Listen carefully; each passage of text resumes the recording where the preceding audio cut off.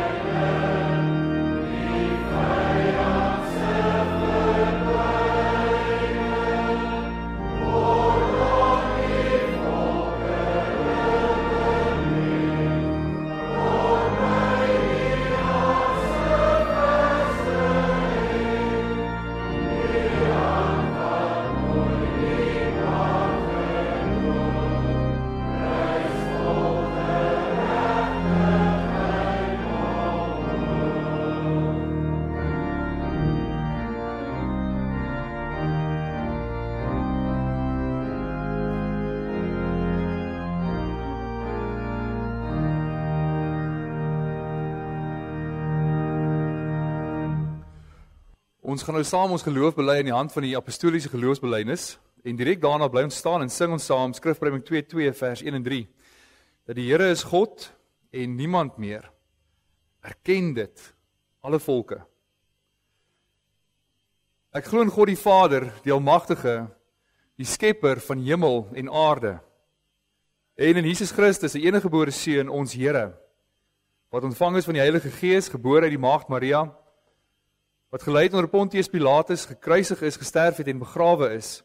Hy het die lyding van die hel ondergaan, wat die derde dag weer opgestaan het uit die dood, opgevaar het na die hemel en sit aan die regterhand van God, die Almagtige Vader, waarvan hy sal kom om die lewendes en die dooies te oordeel. Ek glo in die Heilige Gees, ek glo aan 'n heilige algemene Christelike kerk, die gemeenskap van die heiliges, die vergifnis van sondes, die opstanding van die liggaam en 'n ewige lewe.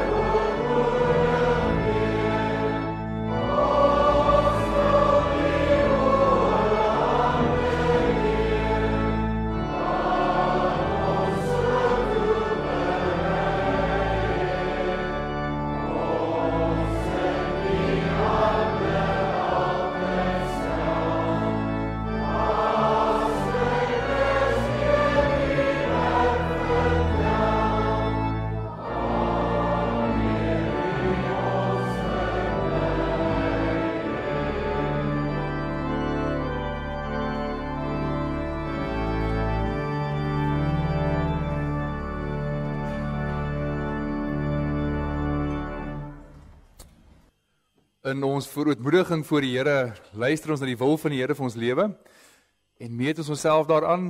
Ons kom tot die wete deur die werk van die Gees dat ons dit nie self kan nakom nie, maar die nakoming hiervan juis deur ons Here Jesus Christus gedoen is en dat deur hom alleen vrygespreek word. Ons luister na Eksodus 20. Toe het God al hierdie gebooie aangekondig. Ek is die Here jou God wat jou uit Egipte uit die plek van slawerny bevry het. Jy mag naas my geen ander gode hê nie. Jy mag nie vir jou 'n beeld of enige afbeelding maak van wat in die hemel daarbo of op die aarde hieronder of in die water onder die aarde is nie. Jy mag hulle nie vereer of dien nie, want ek, die Here jou God, is onverdeelde trou aan my. Ek reken kinders die sondes van hulle vaders toe, selfs tot in die 3de en die 4de geslag van die wat my haat. Maar ek betoon my liefde tot in die 1000ste geslag van die wat my liefhet en my gebooie gehoorsaam. Jy mag die naam van die Here jou God nie misbruik nie, want die Here sal die een wat sy naam misbruik, nie ongestraf laat bly nie. Sorg dat jy die Sabbatdag heilig hou. 6 dae moet jy werk en alles doen wat jy moet, maar die 7de dag is die Sabbat van die Here jou God. Dan mag jy geen werk doen nie jy, of jou seun of jou dogter, of die man of vrou wat vir jou werk, of enige dier van jou, of die vreemdeling by jou nie. Die Here het in 6 dae die hemel en alles daarin gemaak, en die aarde en alles daarop, en die see en alles daarin. En op die 7de dag het hy gerus, en daarom het die Here dit as gereelde rustdag geheilig. Eer jou vader en jou moeder, dan sal jy lank bly woon in die land wat die Here jou God vir jou gee. Jy mag nie moord pleeg nie, jy mag nie egbreek pleeg nie, jy mag nie steel nie, jy mag nie vals getuies teen ander gee nie. Jy mag nie iemand anders se huis begeer nie. Jy mag nie sy vrou begeer nie, ook nie 'n slaaf of slavin, 'n bees of 'n donkie, of enigiets anders wat aan hom behoort nie. Terwyl ons net so sit, kom ons sing saam in antwoord ook op die wet van die Here. Psalm 4, ons sing daarvan saam vers 3 en vers 4, dat die offer wat die Here vra, is dat jy jou hoop alleenlik op hom bou. Ek dink baie mooi wat ons hier sing, die offer wat die Here vra, is dat ek al my hoop, alles, alleenlik in Christus plaas, vir die voldoening van die wet van die Here. En daarom bid ons ook in daardie Psalm, verlig ons hart en ons gemoed. Ons sit net so, dan sing ons saam, Psalm 4, vers 3 en vers 4.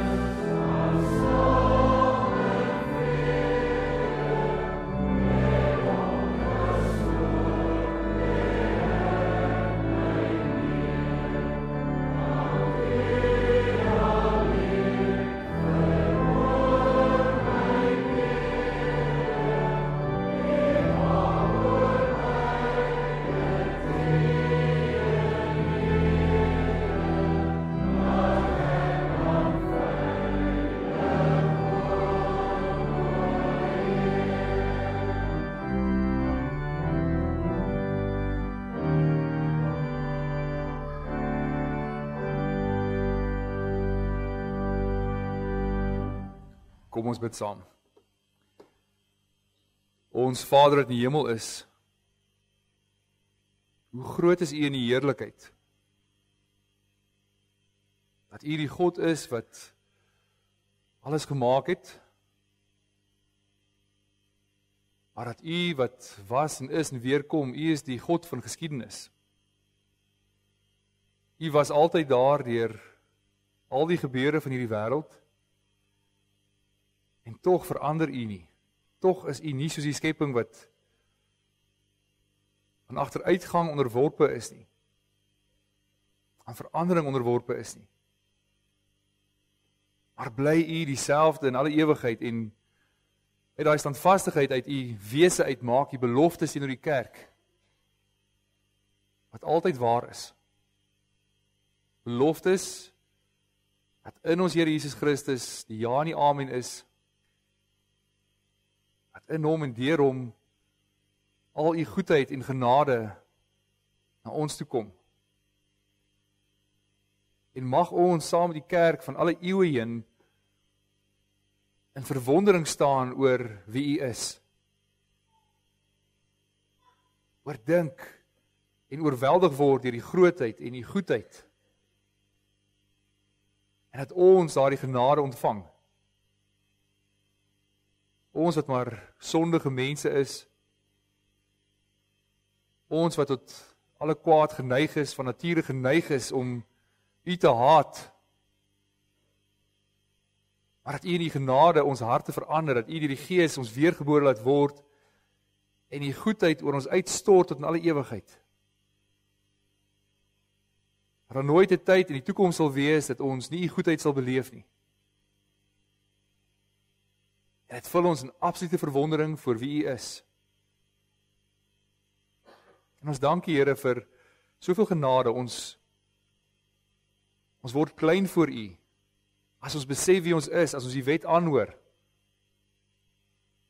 En daarom ons bede dat U, die Gees in ons sal werk, dat ons opnuut elke dag ons hoop alleenlik in ons Here Jesus Christus sal plaas. Dat ons sal oordink wat dit beteken dat hy sy lewe vir ons gegee het, sodat ons kan lewe. Ons dank U, Here, vir hierdie saamwees.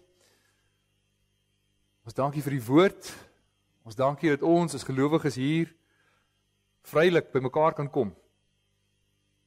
Hierdie Gees geroep en gehoorsaam in die Gees ook hier U kan aanbid. En dat ons U woord kan aanhoor en kan hoor wat U wil is en wat U ons leer. En juist daarom is ons bede dat U ons gehoorsaam sal maak en ons aanhoor ook daarvan. Dat U ons aandag sal laat fokus op dit wat belangrik is. Dat ons die wêreldse dinge sal vergeet vir 'n oomblik en die woord sal aanhoor. Dat die Gees ook daardeur sal werk in ons lewe en ons daardeur sal versterk. Ons bid dit in Jesus naam alleen. Amen. Geliefdes, ons gaan voort met die reeks uit Genesis en ons is vanoggend by Genesis 10 en daarmee saam ook Genesis 11 vers 1 tot 9. En ek gaan vir ons voorlees Genesis 10 vanaf vers 1. Hier volg besonderhede oor Noag se seuns Sem, Cham en Jafet. Na die oorstroming is daar ook vir hulle kinders gebore. Die nageslag van Jafet, Gomer, Magog, die Mediërs, die Grieke, Tubal, Mesek en Tiras. Die nageslag van Gomer was Askenas, Rifat en Togarma. Uit Griekeland het Elisa, Tarsis en die Kitiërs en Rodaners voortgekom. Uit hulle die mense wat nou die kusstreke bewoon, daarna toe versprei volgens hulle stamme en nasies, elkeen met sy eie taal. Die nageslag van Cham, Kus, Egipte, Put en Kanaan. Die nageslag van Kus was Seba, Gewilla, Sabta, Rama en Sabteka. Die nageslag van Rama was Skeba en Dedan. Uit Kus het Nimrod gekom, die eerste maghebber op die aarde. Hy was 'n dapper jagter, ook in die oë van die Here. Daarom word daar gesê, 'n dapper jagter in die oë van die Here soos Nimrod. Nimrod se koninkryk het begin by Babel, Erek, Akkad en Kalne, almal in Sinar. Van hier af het hy na Assirië toe gegaan en Ninive, Rehoboth, en Kalag gebou, as ook Resen tussen Ninive en Kalag.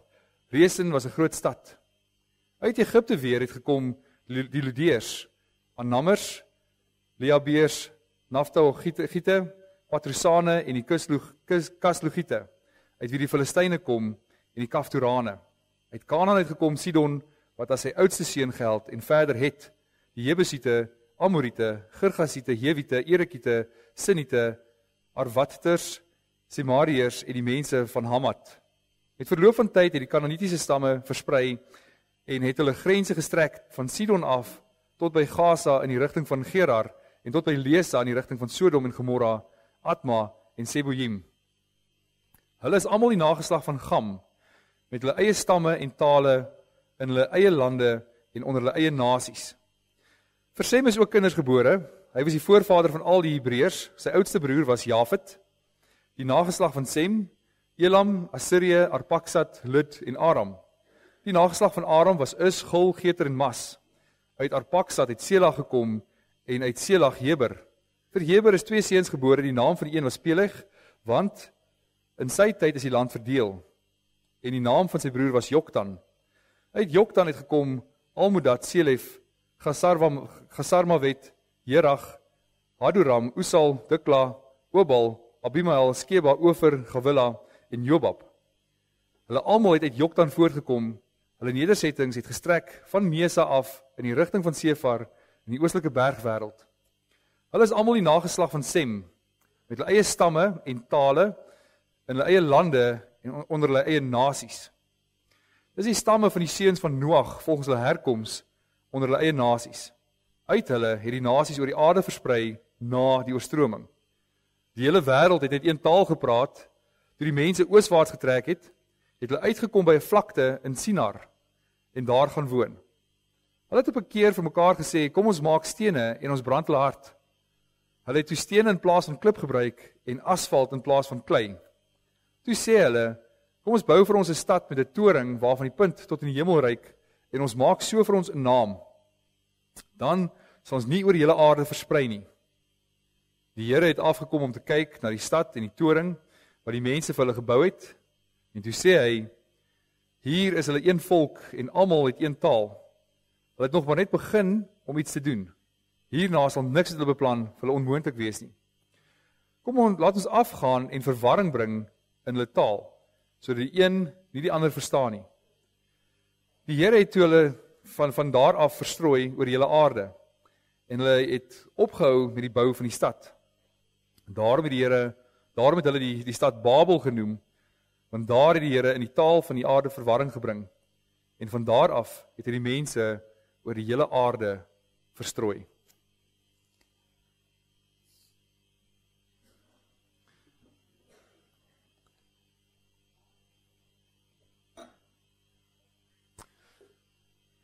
Geliefde broers en susters, dit is en bly die sonde van die mens dat hy homself wil verhoog.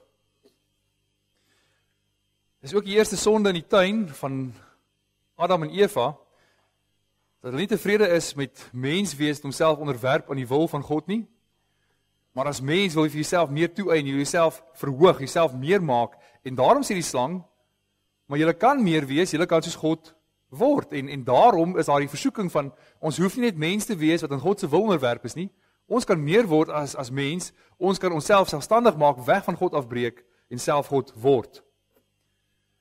Dis juist daar, dat wat iets wat die mense begeerde aanwakker van, ek hoef nie gehoorsaam te wees aan die absolute gesag van God bo my nie, ek kan myself verhoog, ek kan myself oplig buite dit wat God vir my sê. Maar ons sien wat gebeur, dat die mens word nie verhoog toe hulle die sonde doen nie, maar daar is 'n sondeval. En nou dink 'n mens, as die mens een keer daardie fout gemaak het, gesê, maar dit werk nie, ek word nie verhoog as ek myself aan myself oorgee en buite God se wil omgaan nie, dat die mens net een keer daardie fout sal maak, maar tog gebeur dit nie. Want die gevolge van die sondeval is dat die mens is geestelik dood.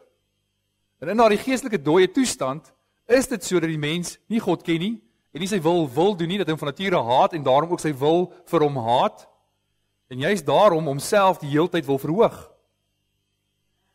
Hy wil homself die heeltyd verhoog tot 'n posisie waar hy self God is van sy eie lewe en sy eie reëls maak. Nou is dit so, die Bybel sê dat God openbaar homself duidelik in die mensdom, so daar's geen verontskuldiging by enige iemand nie. Maar die mense soek nog steeds maniere om God uit die lewe, uit die wêreld uit te skuif. Die mense soek heeltyd maniere om God uit te skuif sodat hy homself kan verhef tot die hoogste mag of gesag in hierdie wêreld, dat die mensdom alleenlik die hoogste gesag is aan wie daar rekenskap gegee moet word. Die mens wil God onttroon sodat hy vir homself 'n naam kan maak. Kom ons wys gou die eerste skyf net hierbo oor die verdeling van die nasies wat ons gelees het in hoofstuk 10. Want ons hoor hier van die nageslag van Noag na die vloed. So net na die vloed herhaal die Here hierdie kultuuropdrag wat hy aan Adam en Eva gegee het. Hy het vir hulle gesê: "Wees vrugbaar en bewoon die hele aarde." Met ander woorde, versprei, word baie, bewoon en bewerk die aarde. Op hierdie stadium is dit gehoorsaamheid aan die Here as die mens dit doen, om baie te word en oor die hele aarde te versprei. En juist daarom lyk dit logies as Genesis 10 op Genesis 9 op daardie opdrag van die Here volg, want dis die opdrag van die Here aan die mens, versprei oor die aarde. En die hoofstuk 10 begin juist daarom te sê, maar hoe het die mense versprei oor die aarde? Beskryf aan ons die nageslag van Jafet, Gam en Sem. En wat ons baie mooi hier moet raak sien, of moet hoor ten minste net, is dat die getal van die nasies wat hier vir ons gegee word, is 70. Dat uit Jafet se geslag is 14 nasies. Jafet word eerste gelys, want hy is die oudste. En is ook die mense wat die verste van Israel gaan woon in die noorde. En verder ook in die weste gaan woon. Uit Gam is daar 30 nasies of volke. En hulle gaan nader Israel woon. Oor Gam is ook die vloek van die Here uitgespreek. En hulle gaan die vyande van Israel wees die heeltyd. En uit Sem is daar die 26 nasies. En hulle word laaste genoem, want hulle is die belangrikste. Hulle is die volk of die Hebreërs van ouds uit wie Israel kom. En hierdie 70 wat genoem word is juist doelbewus. Dis nie noodwendig dat dit al die stamme of volke was wat noodwendig daar bestaan het nie. Uit die wetenskap, uit navorsing blyk dit dat daar ander stamme en tale en volke ook was op 'n stadium. Maar hierdie word 'n spesifieke getal genoem ter wille van die volheidsgetal daarvan, dat dit 'n volheid van 10 is en die volheidsgetal van 70, dat dit eintlik al die nasies voorstel wat daar in die wêreld is. Met ander woorde, 70 is hierdie volheidsgetal van 'n voorstelling van al die nasies in die wêreld. So hoofstuk 10 lyk dis of dit 'n gehoorsame vervulling van God se opdrag is. Ons hoor hoe die mense baie geword het, reg oor die aarde versprei het. Maar soos 'n mens deur hoofstuk 10 lees, besef 'n mens dat alles is nie reg nie. Ons hoor die lys van name, en dan hoor 'n mens eintlik dat die skrywer 'n rebelse nasies voorstel. Daar duisende name, wat eintlik in ongehoorsaamheid oor die wêreld versprei is. Dat hierdie 70 nasies is oor die wêreld versprei, nie omdat hulle gehoorsaam aan God is nie, maar juist die teenoorgestelde, omdat hulle ongehoorsaam is aan die Here, het hy hulle oor die wêreld versprei. En ons hoor in daardie hoofstuk dit word die tafel van nasies genoem, van Nimrod, wat die eerste maghebber op die aarde was. Daar word vir ons gesê hy is 'n dapper jagter in die oë van die Here. Wat ons baie mooi moet besef hier, soos die lyn word vir ons mooi getrek dat uit die lyn van Gam uitkom, wat die vyande van Israel is, die direkte teenstand van Israel is, en dat hy sy koninkryk begin by Babel. En dat alles daar rondom sentreer, dat hy begin 'n koninkryk vir homself te bou, verskeie stede, sy eie koninkryk in Babel te bou. En nou moet mens teruggaan na Genesis 4 toe, daar was ook 'n geslagsregister, sal jy onthou, wat ons gehoor het, wat aandui hoe Kain vir homself teen die bevel van God 'n stad gebou het. Hy moes 'n swerwer wees, hy het teen God se gesag ingegaan, vir homself 'n stad gebou, en hier hoor ons dat dit eintlik net verder gaan, dat Nimrod vir homself 'n koninkryk oprig, vir homself namaak. Vir die eerste hoorders, dis baie duidelik 'n teken dat hy teenstand teen die Here en sy volk meebring. En as daar gesê word dat hy 'n dapper jagter is, verklaar die kommentaar, dit gaan nie oor diere, dat hy goed was om 'n bokkie te jag nie. Maar dit gaan daaroor, dat dit eintlik oor gewelddadigheid gaan. Dat hy 'n gewelddadige persoon was. En dat hy eintlik al 'n tiran was wat oor die wêreld regeer het. En dat hy dit voor die oë van die Here gedoen het, of in die oë van die Here, met ander woorde, openlik. Geweet, dis sonde teen die Here. Geweet, hy daag die Here uit as hy openlik so optree. Want die Here het duidelik ook die opdrag gegee en sê maar, bewoon die aarde, het die Here ook vir Noag baie duidelik die opdrag gegee, dat die bloed van 'n mens nie deur 'n mens vergiet mag word nie. En hy doen dit, Nimrod, hy gee nie om nie, hy doen dit in die oë van die Here, of voor die oë van die Here, en sê, wat gaan die Here doen? Hy is dus hierdie prototype van die anti-kris wat opstaan doen, sy eie koninkryk bou, weg van die koninkryk van God af. Hy is dus hierdie begin van die anti-kris van ouds. Dis baie duidelik dat wanneer mense die eerste keer die deur lees, dat mense besef, dis nie uit gehoorsaamheid uit, dat die mens oor die aarde versprei het nie. En dan kom die groot skok, as mense dan hoofstuk 11 lees, oor hoe dit gebeur het. Dat die mense was nie besig om die aarde te bewoon en te bewerk, en uit te sprei nie. Hulle was eintlik besig om die teendeel te doen, hulle was besig om by mekaar te versamel. Mens sien dis baie duidelik hierin dat hoofstuk 11 en hoofstuk 10 nie kronologies op mekaar volg nie. Dis nie 'n tydsverloop van eers hoofstuk 10 en toe hoofstuk 11 nie, maar hoofstuk 10 iewers hierin, of hoofstuk 11 iewers hier tussenin hoofstuk 10 moet inval voor die verspreiding van die nasies gebeur het. Met ander woorde, heel moontlik waar Noag se seuns en hulle kleinseuns bymekaar was, daar al het hulle begin om hierdie sonde te doen voor hierdie koninkryk te bou. Die skrywer van Genesis beskryf dit dat daar verspreiding van die mense in die groepe was. En dan hoofstuk 11 wat sê, maar hoe het dit gebeur? Die hele wêreld het op daardie stadium nog net een taal gepraat. En nou word ons gesê dat die mensdom het ooswaarts getrek. En nou weer eens, as jy die geheel van Genesis 1 tot 11 lees, besef mens van tevore al gehoor van ooswaarts, dit is in die tuin van Eden, het die Here die gerubs gesê om die weg na die boom van die lewe te bewaak, en dat dit in die ooste kant geplaas. Met ander woorde, as hulle ooswaarts trek hulle al hoe verder weg van die Here af. So die gedagte wat die eerste hoorders hier hoor is van, die mense het al hoe verder weggetrek van die Here af. So dis nie om nader aan die Here te gaan nie, maar hierdie spiraal van die sonde wat al hoe meer vergroot word hier aangedui. Hulle begin die sondelose toestand van Eden en hulle eindig as 'n goddelose mensdom in Babel. En hulle kom by die vlakte van Sinar, daar waar Nimrod al hierdie stede gebou het, sy eie koninkryk begin het. En weer eens moet 'n mens besef wat die gedagte is die oorgedra word. Hier word nie gesê hulle het by 'n plek met die naam Sinar gekom of 'n vallei of 'n berg nie, maar baie duidelik 'n vlakte. Iets wat nie naby berge voorkom nie. Want weer eens, die berge is gesien eintlik as die woonplek van God. As hy homself openbaar in Israel, doen dit by 'n berg. Dus dit is baie duidelik gesien as God se woonplek, as waar God is.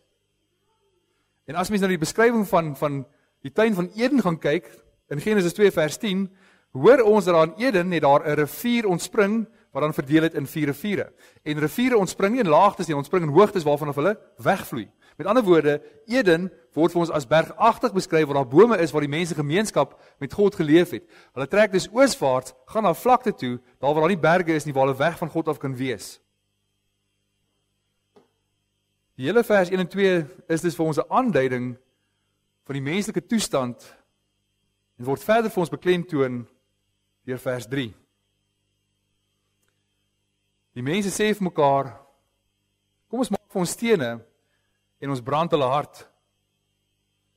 En nou is dit weer eens interessant oor hoe die skrywer moeite doen hiermee, dat hulle verwerp eintlik natuurlike klip waarmee hulle kon bou. Wat later verbied die Here mensgemaakte gekapte klippe vir sy altare, van 'n dui op menslike trots. Dat die mens dink dat hy met sy eie hande iets beter kan doen as wat God dit doen, en daarom verwerp die Here dit. Maar nog meer sê hulle maar, kom ons maak. Hulle weerspieël dus God se woorde in Genesis 1 waar hy sê, kom ons maak die mens na ons beeld. Wat eintlik maar hulle wil teen God werk, hulle wil op hulle eie mag steun, kom ons maak iets. Ons kom hierdie selfgeorganiseerde eenheid, waar ons sonder God kan wees, en sonder sy middele kan werk. Dis hierdie direkte rebellie teen God, om 'n stad te bou, met 'n toring, wat tot in die wolke strek, En daar is nog 'n prentjie wat ons vinnig daar kan wys net oor 'n voorstelling, heel moontlik deur AI gedoen, oor hoe dit kon gelyk het. Wat ons baie duidelik moet besef is dat die toring is nie soos die toring van die Eiffeltoring of die toring van Pisa of soos 'n wolkekrabber wat ons vandag ken wat net al die pad opgaan nie. Maar wat hulle sou gebou het, sou iets gewees wat heel moontlik gelyk het soos hulle eie berg. So die hele idee is om die opdrag van God teen te gaan. Hier is 'n opdrag wanneer die ark kom en sê wees vrugbaar, bewoon die aarde. Hulle moet hierdie aarde versprei, maar hulle rebelleer teen die Here om dit nie te doen nie. En hulle sal direk teen God opstaan. Die Here sê versprei oor die aarde, verheerlik my naam oor die reg oor die aarde. So om dit te doen, moet die mense sê maar dis reg, ons versprei en ons vertrou die Here se beskerming en daarom gaan ons uitmekaar uit. Ons hoef nie op mekaar te vertrou nie, ons vertrou op die Here en daarom kan ons uitmekaar uitgaan. Maar die mense sê kom ons beskerm onsself. Ons bly op een plek. Kom ons maak vir onsself 'n naam op daardie plek. En die wyse waarop dit gaan doen is om hierdie stad te bou en die toring te bou. So hierdie woord waarmee hulle self 'n naam hierdie toring wil maak is 'n tempeltoring wat hulle wil bou. Dis is nie om die hemel noodwendig fisies te bereik nie. Maar dit is baie duidelik 'n toring waardeur hulle die hemel wil bereik. Met ander woorde, hulle wil die menslike en die goddelike sfere bymekaar oorbrug. Hulle wil van hier af in die goddelike ryk inkom. En nie op God se berg nie, maar op hulle eie berg, op hulle eie manier wil hulle by God uitkom. Hulle wil self iets bou om by die Here uit te kom. So die toring van Babel verteenwoordig die menslike trots waardeur hy op sy eie manier in die hemel wil kom. Weg van God se wil af. Wil nie deur God se wil verheerlik word nie, wil homself verheerlik en deur sy selfverheerliking in die hemel kom. Dit is 'n baie duidelike uitdrukking van die menslike sonde. Nie net 'n opstand teen God nie, maar die selfverheffing van die mens wat 'n naam vir homself wil maak. Ons sien dis die morele toestand van die mens, presies dieselfde wat dit was na die sondeval, presies dieselfde wat dit was voor die sondvloed. Die mens sal self besluit vir hom die beste is om God se plek in te neem. En nou is dit so, die mens haat van nature vir God. En hy soek deurlopend na iets om homself permanent van God af onafhanklik te maak. Want sodra die mens dit kan vind, sodra hy kan sê, maar ek het my eie weg in die hemel ingevind, kan hy eerlikwaar sê, ek het God nie meer nodig nie, ek het Christus nie meer nodig nie, want ek kan myself in die hemel kry. Ek soek my redding op my eie manier, want ek kan self weg van die wil van God af verlos word. Maar sodra jy dit nie kan vind nie, moet jy erken, ek kan nie. Dan moet ek erken, God is God, dan moet ek erken dat Christus is die enigste weg en die waarheid en die lewe. Maar 'n mens stry van nature daarteen. Die mens weier om so iets te aanvaar. Hy sal eerder op homself vertrou, eerder nog ander plekke soek, as dit nie werk nie, nog 'n ander manier soek om in die hemel uit te kom. Eerder as om tot God te bekeer. Maar niks ontsnap die oë van God nie. Dan staan hy het afgekom aarde toe om te sien waarmee die mens besig is. En nou word hier nie gesê dat hy nie geweet het wat aangaan nie, asof hy nie alwetend is nie, en eintlik nou moes ondersoek instel, is daar iets waarvan hy nie weet op die aarde nie, want onthou nou, al die mense is op een plek, daar sou nie baie ander plekke wees om te kyk nie. Maar die gedagte hier is dat, wat daar gebeur is eintlik mikroskopies voor die Here, dit is eintlik so niks seggend, dat die Here moet afgaan om te gaan kyk. Hierdie mense dan probeer hulle 'n toring bou in die hemel raak, maar dat kan nie, dit is niks seggend in die oë van die Here, hy moet afgaan om te gaan kyk wat daar gebeur. So die outeer spot eintlik hier met die mensdom en waarmee hulle besig is. Maar dan kom die Here nie net om te kyk nie, hy kom net as 'n toeskouer om te kyk waarmee die mens besig is nie. Maar hy kom as 'n regter wat regverdig kom oordeel oor wat die mens mee besig is. Wat hierdie onheilige plan van die mens stopsit. So wat doen God as die mens weer eens rebelleer teen hom? As die sondige toestand van die mens nog steeds nie verander het nie, as voor die sondvloed is na die sondvloed nie, as die mens teen die Here in opstand is, as die mens weier om die hele aarde te vul met God se heerlikheid en hom te aanbid, hy gaan hulle verdeel. Die mense hart het nie verander nie, steeds dieselfde sondaars wat op die aarde woon, selfs na die vloed. Maar die Here gaan nie weer die mensdom met 'n vloed uitwis nie. Die Here gaan groot genade nou hier aan die mensdom betoon. Hy gaan hulle versprei deur hulle te verdeel, deur hulle te verwar.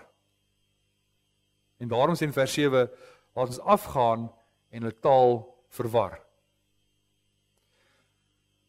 So God se antwoord op hulle voorneme en hulle arrogansie was om dit onmoontlik vir die mens te maak om te kommunikeer. So die woord Babel beteken poort van die gode. In ander woorde, iets wat hulle gebou het om in die hemel uit te kom, maar die Here kom en hy gaan hulle verwar. En die Hebreëse woord is Balal. Dit beteken om te meng of modderig te maak, nie te vernietig nie, maar hulle te beperk en hulle te verdeel. En die groot wonder wat hier gebeur, is nie dat almal net ewe skielik 'n tweede taal aangeleer het nie, ewe skielik oornag kon almal twee tale praat nie. Maar die groot wonder is ook dat almal hierdie gemeenskaplike taal wat hulle nog altyd gepraat het, vergeet. In ander woorde, daar's 'n aanleer van 'n totaal nuwe taal en 'n afleer van die taal wat hulle nog tot vanoggend of gister nog gepraat het. Niemand kon hulle vorige taal onthou. Daar's nie 'n gemeenskaplike taal waarmee hulle nog met mekaar kon gesels nie. Mekaar verstaan nie. So hierdie selfverhoging van die mens lei tot totale vernedering. En nou is nie net 'n liekrake handeling nie, asof 'n kind het gedink, hier's nou 'n klomp mense en ewe skielik praat elke een wat daar is nou 'n ander taal.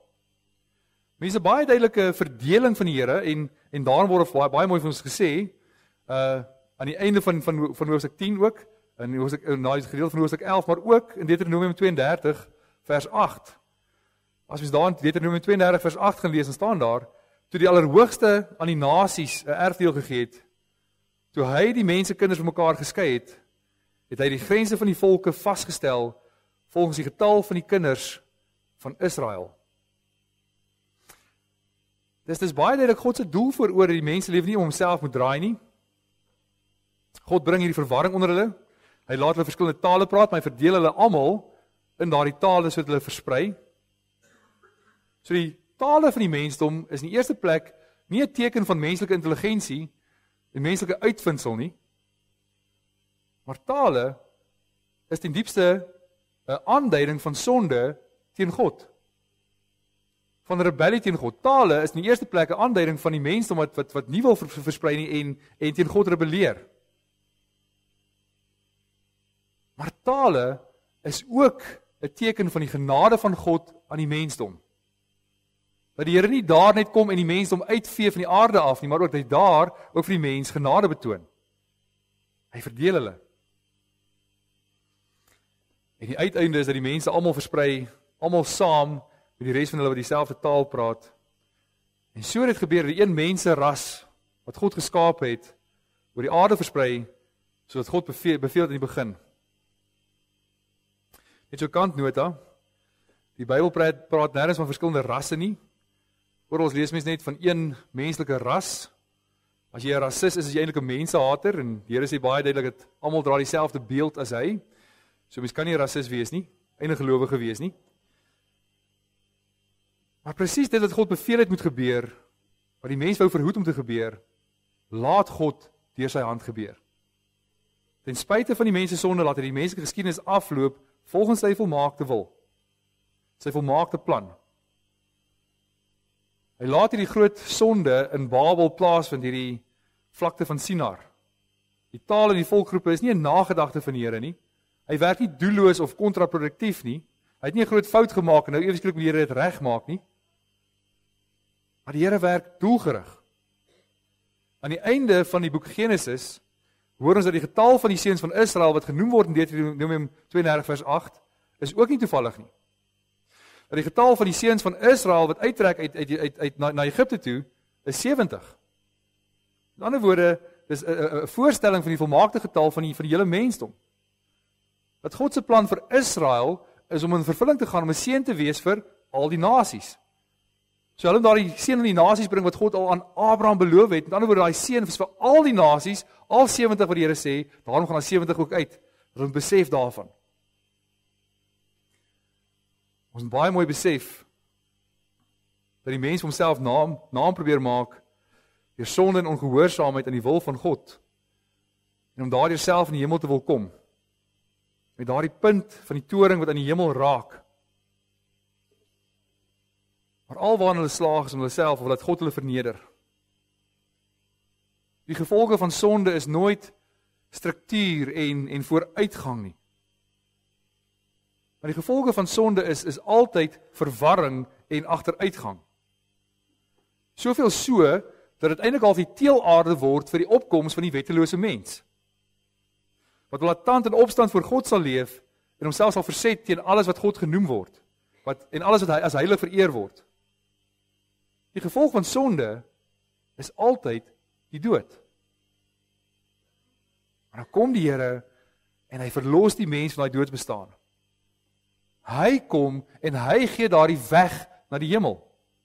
En dit gebeur nie dat die mens homself verhoog nie. Dit gebeur glad nie dat die mens homself daardie moet verhoog nie. Maar die Here kom en hy gee die naam waardeur die mens gered word. En dit is nie die mens se eie naam nie. Dis die naam van Jesus Christus. Die naam van die Here wys na wie hy is en wat hy doen. Sy naam is 'n verwysing na sy wese en sy werke. En hy verkry die naam bo alle name van die Vader, nie deur homself af te dwing op die mensdom nie. Hy is as God verhewe ver bo die mensdom. Hy kan hulle wegvee van die aangesig van die aarde af. So sondig is hulle. Maar in sy naam kom hy en hy verneder homself. Hy wat ware God is in die hemel, sien daardie godheid nie as iets om aan vas te klou nie. Maar hy verneder homself deur af te kom aarde toe, deur die gestalte van 'n slaaf aan te neem. Omdat dit die wil van sy Vader is. Dink vir 'n oomblik hieroor na. Vir die oomblik daaroor oor die gehoorsaamheid van die Seun en die Vader, presies die teenoorgestelde is van wat die mens wou doen. Die mens wil homself verhoog van die aarde na die hemel, maar hy verneder homself van die hemel af na die aarde. In nederigheid onderwerp hy homself al in die hemel as God aan die wil van sy Vader. Omdat hy gehoorsaam is aan die wil van die Vader, verneder hy homself deur die menslike natuur aan te neem en gebore te word as een van sy skepsels. As 'n mens, soos een van sy skepsels. En hy was nog verder gehoorsaam aan die wil van die Vader deur presies alles te doen wat sy Vader van hom vra. Hy het homself verneder tot in die dood toe. Hy het ons sondes en ons skande op die kruis gedra. Hy word dus verneder in die kruis te sterf en hy word so verder verneder dat hy binne in die aarde begrawe word. En tog is dit hier waar ons die wonder van God se werking sien. Juist net daardie gehoorsaamheid van Christus kom die Here en hy wek hom op uit die dood. En hy verheerlik hom, hy bring hom op na die hemel toe en hy verhoog hom na die regterhand van die Vader waar hy heers as koning oor alles en dan sal kom om ons regter te oordeel. En broers en susters, dit is wat die Here van ons vra, vir jou as gelowige. Om nie jouself te verhef nie. En selfverhoging lyk dalk nie soos 'n bou van 'n toring wat ons nou hierdie oop stuk veld gaan gebruik en hier vir ons 'n toring gaan bou nie. Maar selfverheffing begin by die ontkenning van my eie sonde. Dat ek 'n blinde oog gooi van hoe sondig ek werklik is, dat ek myself verhef tot 'n staat waar ek eintlik dink maar ek is eintlik nie so sleg nie. Want jy dink daardeur as ek nie so sondig is nie, kan ek eintlik myself in die hemel kry, dan is Christus se werk in die kruis is tog nie heeltemal so wonderlik nie. Dat sy werk in die kruis is eintlik half nietig. Ek hoef nie eens daaraan te dink nie. Dis eintlik so half 'n terloopse gebeurtenis in die geskiedenis wat eintlik net bietjie op my van toepassing is. Die feit dat hy homself verneder het en in die kruis gesterf het, is nie iets wat ek regtig so nodig het nie. Ek dink dis daardeur ek kan myself in die hemel kry, ek kan myself verhef. So jou vernedering as mens, jou gehoorsaamheid aan God, begin by erken die wil van die Here. Erken dat ek as mens nie volgens hy wil leef nie. Erken die sonde in my lewe vir wat dit is, 'n gruwel voor God. Ek myself so verneder voor die Here. Dit gaan daaroor dat ek erken, ek kan myself nie eers een stukkie verhoog nader aan God nie. Ek kan nie een tree uit my eie uit nader in die hemel gee nie. En jy's daardeur verheerlik ek Christus. Want daardeur bely ek dat hy alleenlik al my sonde kan wegneem. Hy alleen kan my verhoog. Daardeur erken ek dat hy al die lof en eer en aanbidding moet kry. In Jakobus 4 vers 10 kry ons die opdrag: onderwerp julle nederigheid voor die Here en hy sal julle op die regte tyd verhoog. Dis 'n verhoging wat nie soos 'n mensgemaakte toring lyk nie. Maar 'n verhoging van die wegneem van jou sonde, dat hy jou verhef tot in die teenwoordigheid van die Vader. So wanneer Christus vir jou in die kruis sterf en hy jou sonde volkome wegneem, ontvang jy die hoogste moontlike verhoging wat daar is. Dat jy tot in die teenwoordigheid van die Vader verhoog word. Dat jy in sy midde kan staan as 'n sondelose mens wat skoon gewas is deur Christus. En daarom moet hy meer word en ek moet minder word. Hierdie Gees se werking in my lewe besef ek, maar dis waaroor dit gaan. Dat ek nie myself hoef te verhef nie. Ek kan myself nie in die hemel kry nie. Ek het Christus nodig in alles. Dis nie 'n terloopse gedagte nie, maar hy het sy lewe vir my gegee. Dis iets wat voor op my gedagtes moet wees elke liewe dag.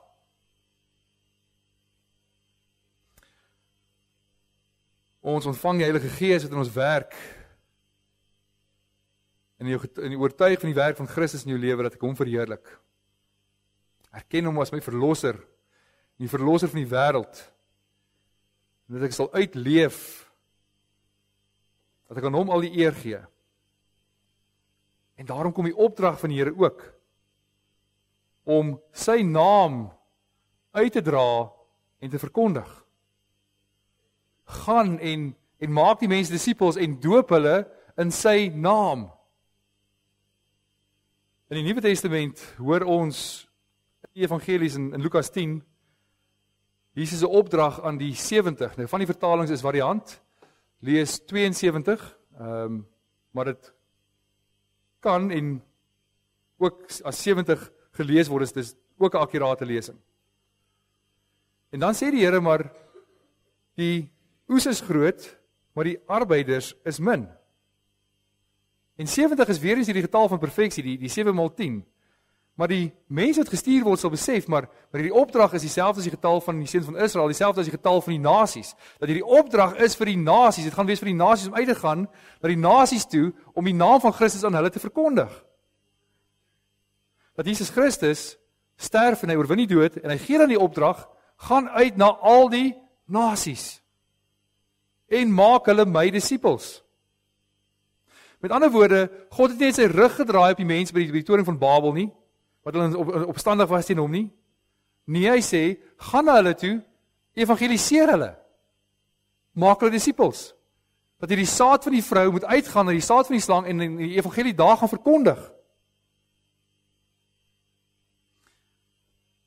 Die mense by die toring van Babel ontvang die oordeel van God oor hulle sonde. Maar dieselfde tyd is die wonderlike ontwerp van God vir die wêreldwye verheerliking van Christus. Iets wat die mens nie hulle eie sou gedoen het nie. Iets wat hy doen deur sy uitwerking van die wêreldgeskiedenis, deur die Gees in sy kerk te gee, om dit dan wel te gaan doen. Dis die merkwaardige sonde op die vlakte van Sinar, wat die opkoms van die vermenigvuldiging van tale gegee het, wat opeindig om die wêreldwye verheerliking van Christus mee te bring. Juist daarom hoor ons ook by die uitstorting van die Heilige Gees dat die genade van die Here aan die nasies betoon word deur die evangelie in elkeen van hulle se taal te verkondig. Dat die naam van Christus in elkeen se taal gehoor kan word. Dat elkeen wat die naam van die Here aanroep, gered mag word en sodoende ook verhoog kan word. En so word die dankgebede meer en God ontvang die eer. Daar is dus genade vir die volke. Gaan en gaan verkondig die evangelie ook aan hulle.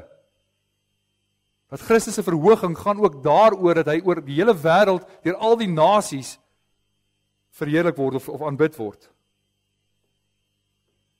En die mensdom sal nooit weer by mekaar kom tot op die finale dag van oordeel nie. En dan hoor ons in Openbaring 21 dat God self weer die nasies by mekaar sal maak. Hy sal hulle God wees en hulle sal sy volk wees en hy sal al hulle trane afvee.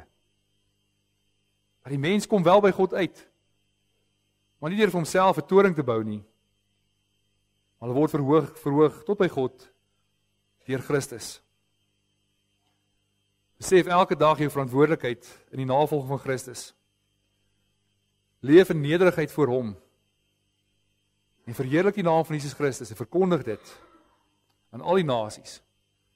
En hy sal jou verhoog. Amen. Kom ons bid saam.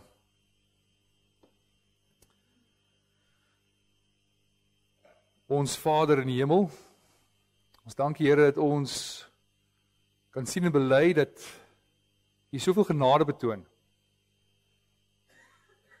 aan 'n mensdom wat opstandig is en sondig bly, maar dat U genade op genade betoon, dat U raadsplan nie gekeer kan word nie, en dat U sorg dat die naam van Christus bely word reg oor die hele aarde. En daar waar ons 'n roeping het of 'n opdrag het om onsself te verneder, om ons eie sonde te besef, bid ons dat ons nie hoogmoedig mag wees nie. Maar dat ons in nederigheid sal besef wie ons is voor U, en dat ons alleenlik in Christus ons hoop en vertroue plaas. Maak ons ook gehoorsaam om die evangelie uit te dra, maak ons gehoorsaam om die naam van ons Here te verkondig aan alle nasies, waar ons ook die opdrag en die roeping het hier, waar ons ook middele het om te kan gee dat dit kan gebeur op ander plekke, bid ons dat U ons daarin sal seën. Dat alles vir ons sal gaan, nie om onsself nie, om die verheerliking van die naam van ons Here Jesus Christus. Amen. Geliefdes, wanneer U offergawe gee, het sy by die deure of elektronies, dit gaan vir die diakonale kas of vir die toesoufonds.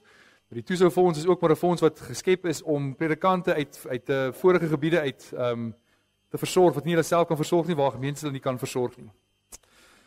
So kom ons staan en sing ons saam ten slotte lied 478, ons sing saam vers 1 tot 4, en ons sing hierdie wonderlike woorde, dat hy roep uit alle volke, 'n volk vir hom te saam, een in sy heilige naam.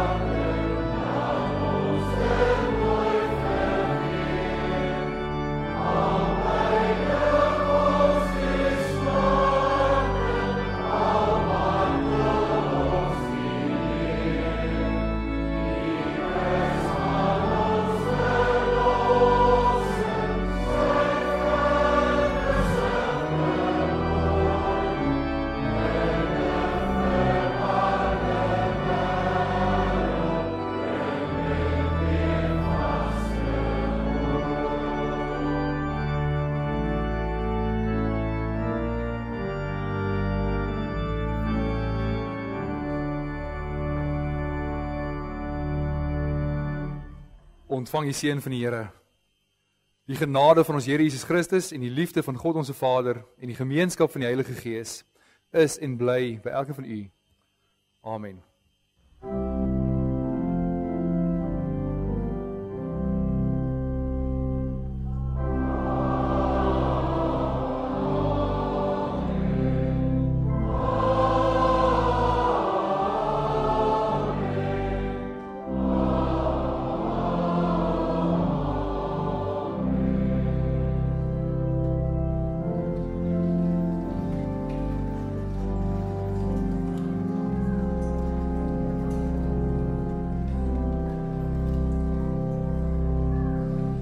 Ons vra nog so 'n vinnige u aandag vir so kort rukkie nog.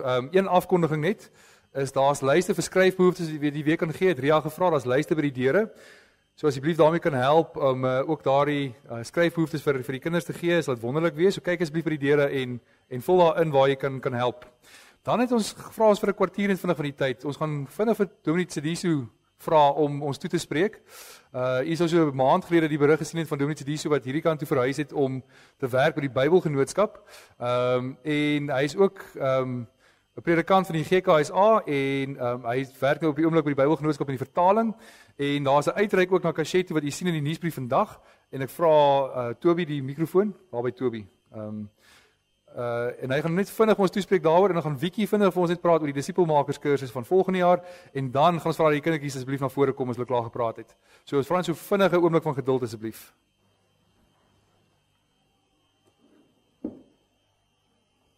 Goeiemôre broers en susters. En dankie Dominee. My name is Jeremiah, as the Dominee have said. En ek is nog steeds die dominee van Gereformeerde Kerk Sandveld in Namibia. En ek wil net gou vinnig sê onze gemeente daar in Namibia, het is by Driemopsis. Driemopsis is omtrent so 41 kilometers van Gobabas af. As hy is op pad Otjinene toe. So ons het nou die kerk daar, maar die meeste van ons kerklidmaat hulle is in die plasse rondom die plek geformeerd, Driemopsis. So ek wag gou vir my broer. Ekskuus tog.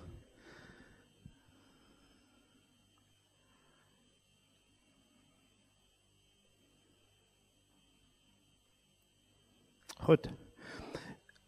As ons kan maar daar sien, dis Gereformeerde Kerk Reformed Church Sandveld. Ons het op hierdie stadium die volgende. Ons het op hierdie stadium dankie. Ons het die kerk self en Driemopsis self en ons het 10 prikpunte. Dis die kerk in Driemopsis. En rondom by die plasse, rondom die Driemopsis self, ons het nou 10 prikpunte. En hierdie is ons kerkraad en ons ouderlinge en ook die diakonies. En hierdie is ons kerk, elke jaar die laaste, ons het die afsluiting, maar dis nie, ons sluit nie die kerk af nie. Maar as kom by mekaar by een plek en al die mense in die plaas, hulle kom by Hippo skool en ons hou ons diens daar. And nowadays our church have increased in numbers because of what Gereformeerde Kerk Kashetu did for us. Whenever they come and visit us, now we have seen our church has now grown in numbers. We are at the moment have 476 volle lidmate. Ons het verskillende projekte by die kerk. Toe ek was daar, ons was besig met die Bybelvertaling. Ons het nou die Bybel in die Junkwasi taal vertaal. Die meeste van ons kerklidmate, 90% hulle praat Junkwasi. Dit is die San-taal, hulle praat hierdie taal. So ons was besig met hierdie projek en dit was baie belangrike projek vir ons. En ons het die ander, ons kindertuin daar, Die meeste van onze kerk, kenners daar, 80% is die Junkwasi, hulle praat San, en die ander, het is nou Oshiherero, en ons het die Oshiwambu, en ook die Tswana en Damara, en mensen hulle sê dat die Kwekwekovap. En ons het ook die ander project, is nou die Girls and Boys Club, Bible Club. Hulle kom by die kerk 2 keer per week en hulle werk saam met my vrou, hulle doen klomp goeders, maar die meeste is dit. En die San gemeente, die gemeenskap, die kinders, hulle gaan tot by graad 4 by die skool, dan los hulle, dan gaan bly hulle by die plaas, hulle wil nie meer skool toe gaan nie. So we are trying to encourage them to finish grade 12 and for them to realize that they do have an potential to go further with their studies. En ons het hierdie project, ons noem hom die Sunbacks, ons het, as jy kyk daar, ons het ons eie logo there, leather, ons doen hierdie sakke met die ou gene, daar is nou vrouwmense daar wat werk, hulle doen hierdie sakke met die ou gene, ons noem dit die Sunbacks. En ons het ook hierdie meisiekinders by die Baby Girls Lab, ons leer veel hulle om hierdie sewing machine werk en klomgoeders, hulle klere en sommige tyd ons gee vir die lappe, laat hulle kan hulle se eie hempe maak vir die skooluniform. Nou, hoekom die geformeerde kerk Kashet? Die geformeerde Kashet kom keer by ons elke jaar. Veral as ons kom by die einde van die jaar, so December tyd, hulle kom nou daar vir die hele week. En as jy sien die logo daar, geformeerde kerk Sanford, dis hulle wat nou dit geverf vir ons, en die prentjie daar gemaak vir ons. En hulle doen nie net dit hier, hulle help ons met die huisbesoeke in die plaas. Dit is ver, omtrent so 60 kilometers van die Dream Houses af. So hulle help ons met die huisbesoeke en Bybelstudies. Ons maak ook Bybelstudies saam met hulle by die plase. Jy kan sien hierdie man, hy praat, hy is nie Asani, maar hy is Oshiwambu, en hulle help ons met die Bybelstudie. En ook, as hulle kom nou daar, dan hou ons die Women's Conference. Hulle give sort of encouragement to our women there who are in Dream Homes. Sometimes we invite everybody in the community to come and join the workshops. And also sometimes they go and speak with the youth in Dream Homes and have some topic like alcohol abuse and drug abuse. Now, they will be coming this coming week, the 22nd of November. They will be driving all the way from Potchefstroom to Dream Houses, and they will be there on the 22nd, the 23rd, it's Sunday. Then they will start their program. It's going to be an opening at Hippo Self School. They will also be having devotions each and every morning, and they will also help us with catechisation classes. En daarna dan gaan ons by die verskillende plasse en ons gaan doen die huisbesoeke daar. En Sondag dan gaan ons gaan hou nou die nagmaal. Ek ook, as die Here wil, ek sal ook daar gaan en gaan bly saam met hulle vir daai hele week. Want Sondag ons het die nagmaal daar by hierdie nagmaal. Almal sal nou kom van die plasse af en hulle kom by Dream Houses.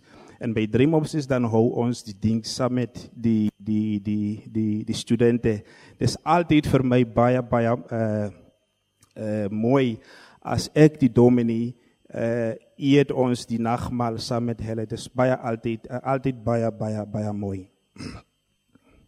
So we need your support in prayers. We ask you to pray for us for this uitreik.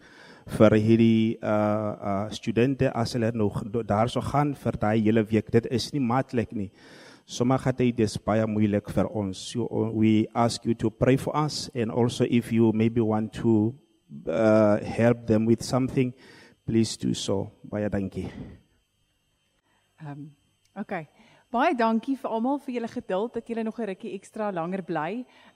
Ook vir Toby, julle baie dankie. Sê julle weet dit nie, maar daar's mos daai baie mooi skyfie wat in die begin sê PowerPoints moet hulle Vrydagoggende voor 10 bereik.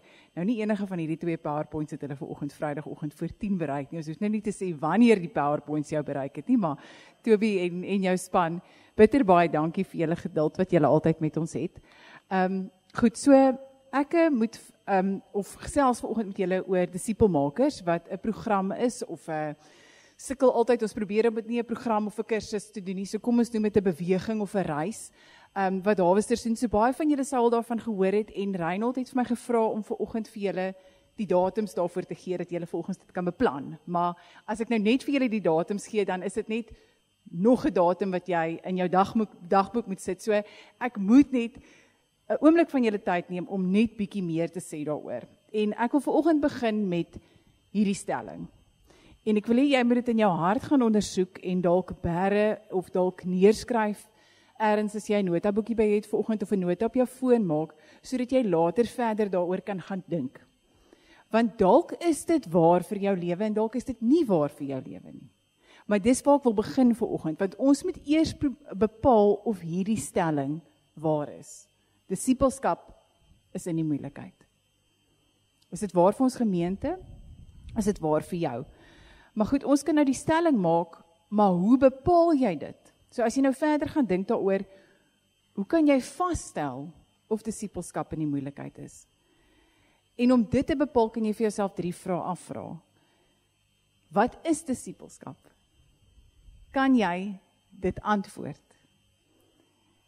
En in vandag, in die tyd waarin ons leef, het daar met verloop van tyd 'n verskil ontwikkel tussen, of tref jy in jou kop dalk 'n onderskeid tussen wat 'n Christen is en 'n disipel is? Is daar dalk, as ek vir jou vra hoeveel Christene ken jy, dan kan jy waarskynlik sê baie, maar as ek vir jou vra hoeveel disipels ken jy? Wat is jou antwoord? Het iemand jou al ooit gedisipel? Is jy al gedisipel? En is jy tans besig om iemand te disipel? Want as jy jouself hierdie vraag afvra, kan jy sê, maar moet ek iemand disipel? Of moet ek gedisipuleer word? En as jou antwoord is nee, dit is nie nodig nie, ek is klaar in die kerk, ek is klaar gekatkiseer, ek het klaar belydenis van geloof afgelê, dan wil ek julle terugneem na die groot opdrag, en dis so, Bram, ja, jou preek vanoggend, en toe Dominee Jeremia se hele presentation, dis altyd net amazing hoe die Here werk onder die erediens. Maar wat is ons opdrag? Watter opdrag het ons van die Here ontvang? Jesus kom toe nader en sê vir hulle, aan my is alle mag gegee in die hemel en op aarde. Gaan dan na al die nasies toe en maak die mense my disipels. Doop hulle in die naam van die Vader en die Seun en die Heilige Gees en leer hulle om alles te onderhou wat ek julle beveel het. So nou wil ek hê jy met jouself die volgende vraag vra. As ons verder nadink oor disipelskap, wil ek jou afvra vanoggend, en julle kan hierdie as gesinne gaan bespreek, of dalk kan jy dit met 'n mentor bespreek, of dalk kan julle geloofsfamilies, slaag die kerk in sy doel. En dink aan die kerk op 3 maniere. Dink aan die globale kerk wat Jesus wêreldwyd ingestel het, waarvan ons geleer het vanoggend. Dink aan GKBO en dink aan jouself, want jy is die kerk. Verrig jy die funksie wat die kerk veronderstel is om te verrig in die gemeenskap? Doen jy wat Jesus gedink het om te bereik met die kerk? En as jy nou wonder, hoe kan jy toets? Hoe toets jy of die kerk in sy doel slaag in hierdie 3 vlakke? Dan vat ek jou terug vanoggend na Handelinge 2 toe. Hoe het die eerste kerk gelyk? Al die gelowiges was eensgesind en het alles met mekaar gedeel. Hulle het hulle grond en besittings verkoop en die geld aan almal uitgedeel volgens elkeen se behoefte. Hulle het almal elke dag getrou by die tempel bymekaar gekom, van huis tot huis, die gemeenskaplike maaltyd gehou, hulle kos met blydskap en in alle eenvoud geëet en God geprys. Die hele volk was hulle goedgesind En nou wil ek julle met hierdie onthou, en die Here het elke dag mense wat gered word by die gemeente gevoeg. En die Here het elke dag mense wat gered word by die gemeente gevoeg. So as jy hieroor nadink en jy kom dalk by die antwoord uit dat die kerk tans nie in sy doel slaag nie, of dalk in sommige opsigte wel in sy doel slaag, maar in ander opsigte nie, dan moet ons onsself afvra wat het skeef geloop. Nou van die eerste gemeente af in Handelinge tot en met 312 AD die gelowiges in die kerk het gegroei. En toe gebeur eintlik 'n wonderlike ding. Konstantyn word 'n Christen. Maar wat gebeur toe? Die kerk word geïnstitusionaliseer. En dit word 'n instansie in die samelewing. Groot katedrale word gebou, torings. En die kerk se werkswyse word verander. Die gevolg is dat Christus se kerkmodel verdraai word. En dit sien ons tog vandag tog, nie waar nie? Ek dink julle sal almal met my saamstem dat ons kan maklik dink dat die probleme en die stagnasie en die passiwiteit wat ons in gemeentes ervaar 'n hedendaagse verskynsel is, maar dit kom al vir jare en ons sit al vir jare vas in hierdie stelsel. Ek wil net gou kyk, ek het nou so gepraat dat ek my skyfies heeltemal verloor het. Okay, so wat moet verander? En hier's 'n paar ongemaklike punte op die bord, wat ons dikwels nie wil hoor nie. Die eerste ding, en weer eens dankie Bram, dit was 'n ongelooflike preek geweest. Ons besef, dit gaan nie oor ons nie. Ons moet besef, dat om die Here se wil te doen, soms ongemaklik is, en opoffering vereis. Om die wil van die Here te doen, kan selfs lyding en vervolging tot gevolg hê. Dus, wat is nodig? 'n herfokus. Terug na 'n Bybelse wêreldbeskouing. 'n houdingverandering en 'n hartverandering. Wat ons wil hê is om terug te keer na Jesus se bedoeling toe vir die kerk. Wat het Jesus in gedagte gehad? Die hele wêreld. Hy het die volle prys vir almal betaal. En daai betaal van die prys stop nie die dag as jy tot bekering kom in die kerk sit en nou is dit afgehandel nie. Want die almal moet nog bereik word. Want hy het aan ons die opdrag gegee om na die hele wêreld toe te gaan. So as ons sê dat die kerk nie in sy doel slaag nie, of in sekere opsig nie in sy doel slaag nie, hoe moet dit dan lyk? Want ek dink ons het partykeer so ver weg beweeg, dat ons regtig weer, soos daar's 'n re-education nodig. Ons moet weer teruggaan na wat was die oorspronklike bedoeling gewees. Wat is die kerk dan? 'n gemeenskap van wedergebore gelowiges met Christus as die middelpunt. 'n God-gegewe entiteit met Christus as hoof. Dis die liggaam van Christus.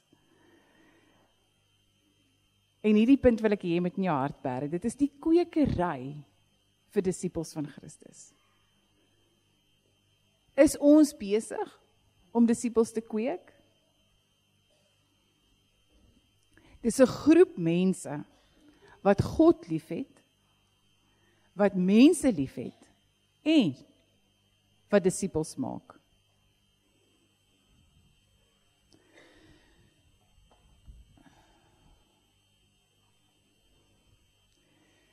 Dalk het hierdie jou nie aangeraak nie. Dalk is jy gemaklik waar jy is. Dalk is jy reeds besig om met die pad van disippelskap te stap. Maar as iets in jou geroer het vanoggend, dan wil ek vir jou vra, wat is jou reaksie? Wat doen mens nou?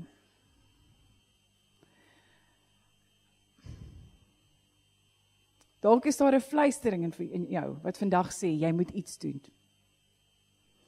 Dan wil ek vir jou sê, as jy kan sien, om hierdie ongemaklike stap te neem, en te reageer, dan wil ek jou uitnooi om by 'n beweging aan te sluit. Kom ons begin iets doen. En dan kyk ons hoe die Here die gemeente groei. Dis dit, kom ons doen net iets. Nou, daar's baie ietsie wat ons kan doen, en disipelmakers, Harvesters se disipelmakersbeweging is dan die een iets wat ons kan doen. Dis 'n manier vir ons om te begin besin oor ons disipelskap reis as gemeente. So, al voel jy onbekwaam, of al is jy bang, kom kyk net wat die Gees kan doen as ons begin beweeg. Kom word deel van 'n beweging waar ons mekaar kan bemoedig, kan ondersteun en kan mentor, terwyl ons besig is om die groot opdrag uit te voer. Ek wil jou uitdaag om vanoggend iets te doen en groot dinge van die Here te verwag, want hy beloof dit aan ons. Maar dan wil ek jou verder uitdaag en iets te doen wat ons nie in die gewoonte is om te doen nie. Ek wil jou uitdaag om groot dinge van jouself te verwag en groot dinge van jou medegelowiges te verwag. Kom ons hou op om mekaar te paai en te sê ons is eintlik alright. En kom ons begin doen iets. So julle kon nou daar sien presies wat Harvesters of wat disipelmakers is. Ons sal begin by, dis 'n omvattende ommeswaai, terug na Bybelse disipelskap beginsels. Dis 'n DNA-verandering van passiwiteit na koninkryk gedrewe aksie. Die doelwit is om die kerk te aktiveer vir die dinamika van evangelisasie en disipelskap. En daarop sal dan volg van bekeerling na volgeling of Harvesters se transformational discipleship. Maar disipelmakers gaan dit gaan dit nie doen nie.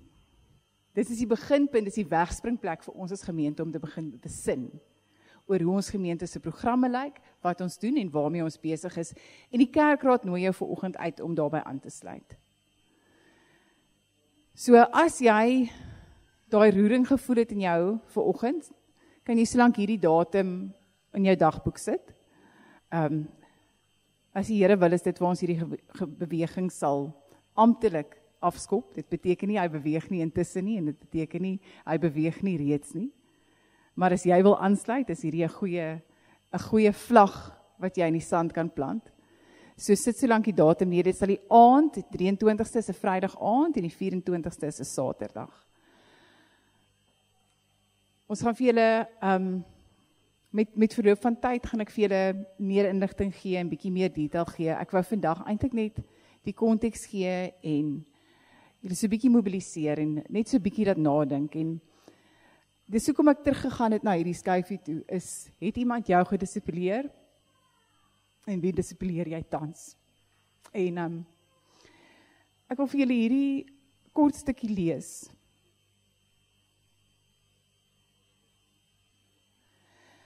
Onlangs in die lig lees ek 'n artikel oor 'n gesin wat herstel nadat die pa wat 'n alkoholist is, 'n dramatiese bekering ervaar het. En ek kom stukkies uitgehaal, maar ek lees net vinnig.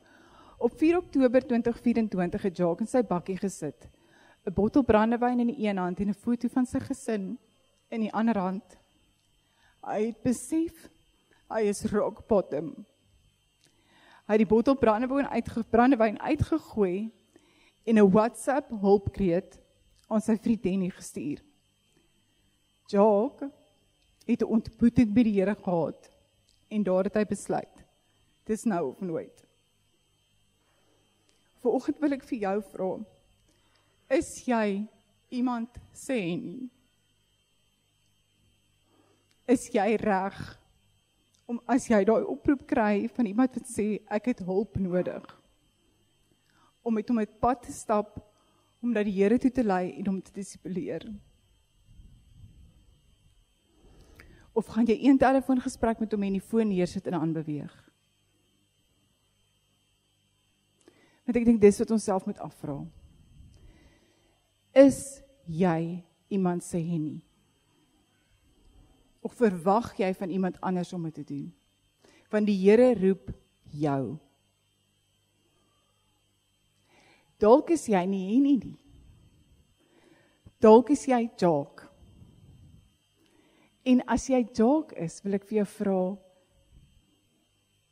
omring jy jouself met Hennies? Want hulle sit hier. Hulle sit hier en dalk verwag jy nie genoeg van hulle nie. Maar ons het almal hierdie opdrag aanvaar. Dis ons sin. Nie die dominee nie, nie die kerk nie, nie die kerkraad nie. Dis jou opdrag. Dankie julle.